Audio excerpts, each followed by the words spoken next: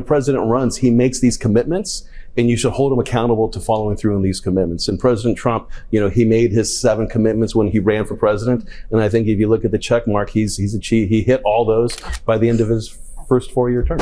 Funnily enough, when you poll Republicans today, they say character doesn't matter. And there's a reason for that, because they've checked out their candidate. And they know they can't say with a straight face that character matters when their candidate is Donald J. Trump. This is a former casino owner who cheated on his first wife with his second wife, cheated on his third wife with a porn star, been found liable of sexual abuse by a jury of his peers.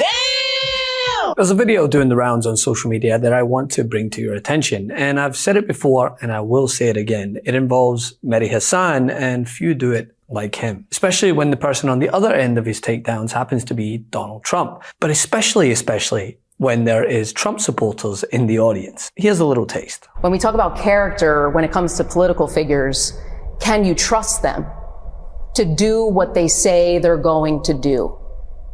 Lies in every breath, more than 30,000 lies according to a count by the Washington Post, a conservative count, when he was president, has spent years saying outrageously racist and misogynistic things about women and people of color, hosted a Holocaust dinner at his home for Thanksgiving. So no, I don't think he has the character. I think character matters. He certainly does not have the character. As Trump spent the best part of this week rambling in swing states about wind causing cancer, offering a much-needed explanation as to the word grocery, and complaining about the man who lives rent-free in his head, Barack Obama. If I were named Obama, I would have had the Nobel Prize given in 10 seconds. He got the Nobel Prize. He didn't even know what the hell he got it for. Remember, he got elected. Well, so did I.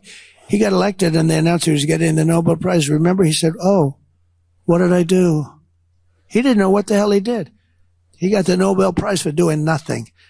For getting elected, but I got elected too. And, if I think of that, we did something, the Abraham Accords, unprecedented. Nobody thought it was possible. And I'm not saying want or not. I'm just saying if it was anybody else, liberal, Democrat, they would have had it before the damn thing was even signed, So there has to be fair, and I don't care, but I'm not looking for it. I'm not politicking for it.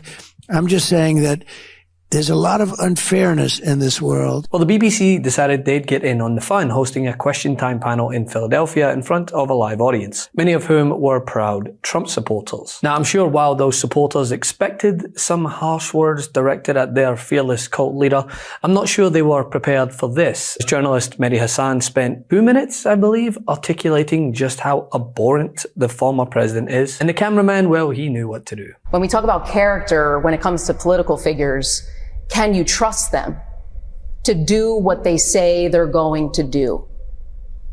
Donald Trump, he did what he said he was going to do. And nothing for nothing, I think a lot of what has happened to Donald Trump, if anything, has been an attack utilizing our justice system in a way that has been unprecedented in our country. Let me hear a bit more from you. Poll Republicans today, they say character doesn't matter. And there's a reason for that, because they've checked out their candidate. And they know they can't say with a straight face that character matters when their candidate is Donald J. Trump, a man, perhaps the most, I don't want to say amoral man to reach the presidency in modern American history. We've all seen him in action. This is a man who is a kind of thin-skinned narcissist, self-obsessed with petty vendettas and personal grievances, a wannabe autocrat.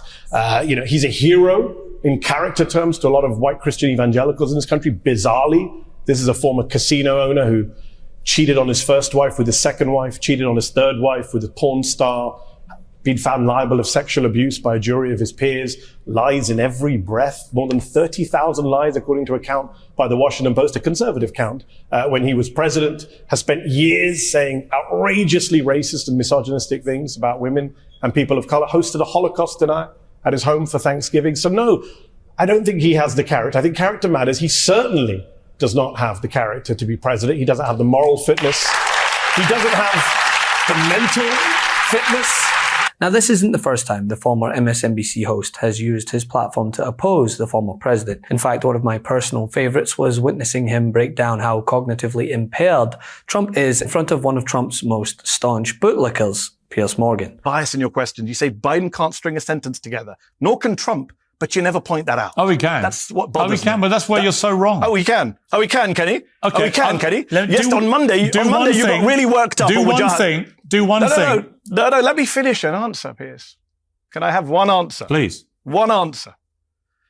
Trump cannot finish sentences. On Monday, you pointed out that Biden gets people's names wrong. You don't point out that Trump gets even more people's names wrong. Last month, he said he passed a dementia test. He got the name of the doctor wrong. Instead of saying Ronnie Jackson, he said Ronnie Johnson. He's confused Obama and Biden. He confused Nancy Pelosi and Nikki Haley. He's confused Iraq and Syria. He confused World War II with World War III. He's confused the leader of Turkey with the leader of Hungary. He's confused the leader of China with the leader of North Korea. He called Tim Cook Tim Apple, right? And he even got his own running mate's name wrong. He called J.D. Vance J.D. Mandel a couple of years back. So Donald Trump gets way more names wrong. He's way more incoherent. He's way more ignorant. Which one of the two of them? Which one Trump is much worse. Which one of the two of them would you trust to drive you home?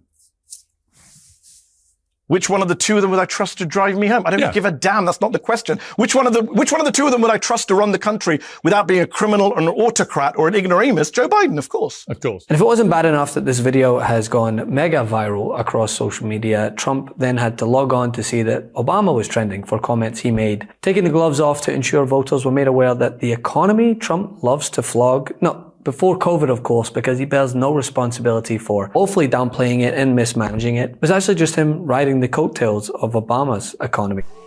And then, don't boo. I'm going to break you of this habit. And the reason some people think, wow, I don't know, I remember that economy when he first came in being pretty good. Yeah, it was pretty good because it was my economy.